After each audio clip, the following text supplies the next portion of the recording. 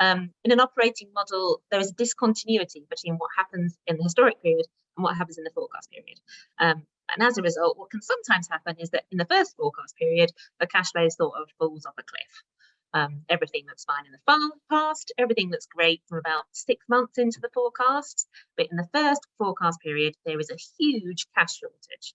And as a result, the forecast DSCR at the current calculation date, the one that everyone is looking at, is showing that your project is in huge trouble. And the banks therefore want to keep all the cash in the project and they won't let you distribute to your shareholders.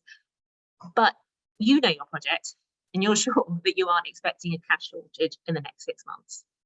What's happened? So, in my experience, the issue with the cash in the first forecast period happens because of a difference between the reality of the historic period and the assumptions in the forecast period. This is often down to a different treatment in reality on creditors and debtors and was anticipated during planning.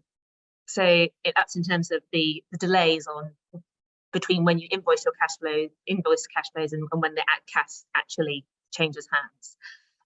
The operating model is usually originally populated with whatever delays were used in the financial close model. These may not be correct now, or they may always have been very prudent assumptions. And if that's the case, you may need to adjust your forecast input delays on revenues and costs to reflect your reality. However, and that's one thing that can go wrong with the creditors and debtors. However, large discrepancies are more likely going to be down to unusual items on the balance sheet that are going to clear more slowly or not at all. So perhaps you have some items accrued on your balance sheet that are not expected to turn into cash movements, for example, some kind of legal claim. But the forecast doesn't have inputs to foresee these continuing. So they clear in the first forecast period, resulting in a really large cash working capital movement. So as an example, what I'm showing here on this graph is we've got 5 million of unusual items, let's say perhaps 3 million of which will be paid slowly over the next 2 years, and 2 million of which will actually never be paid. And then in purple, I've got your normal delays on revenues and operating costs, which in this case, I'm assuming is pretty similar between the historic and the forecast period, but we've got this extra 5 million, which is different. And because the forecast part of the model does not expect a balance here, this translates to a 5 million cash movement in the first forecast period, which is no good at all. So the ideal solution to this is to amend or pay someone else to amend the model so that you have inputs that can control the speed of release of the existing unusual debtor and creditor balances. One way to do this is to have an input balance profile that overlays in addition to the calculated forecast debtor creditor balances based on your revenues and operating costs.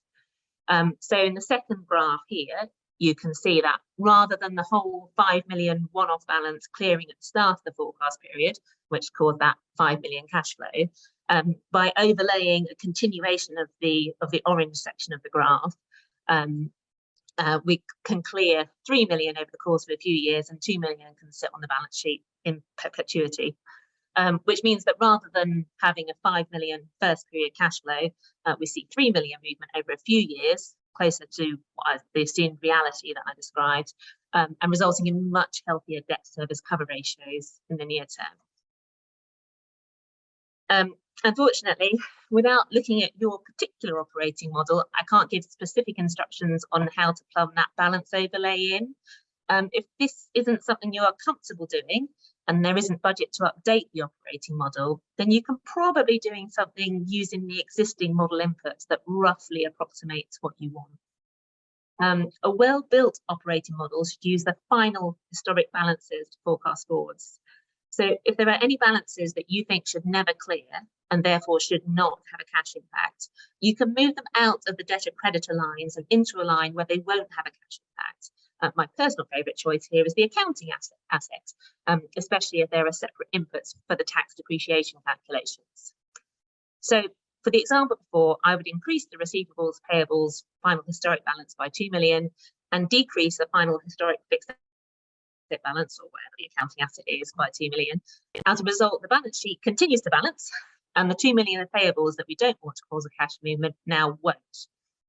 And if there are items that you want to clear more slowly, if there are any forecast cash flow entry lines which you can profile, then it's possible to put a cash inflow in the first period and then cash outflows in subsequent periods.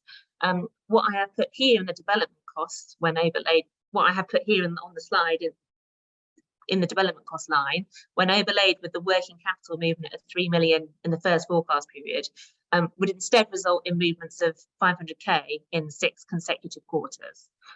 You can see I've added a comment so that if I come back to it later, I can see what I've done and why. It's always good to have that audit trail when you do unusual things. And things to be careful if you do end up taking this approach include that the line you're looking at isn't indexed, and if it is, you'll need to adjust your inputs so that they are pre-indexation. Whether the cash flow line you can use is considered in CFADs or not, because if you want it to be considered in CFADs for your cover ratio calculation, then you need to make sure that is a line that's considered. And you must revisit that reprofiling every quarter as you update the historic inputs. So it's not a perfect solution, but is, I think, the easiest way to force the correct cash movements without making structural changes to the way that the model takes its inputs.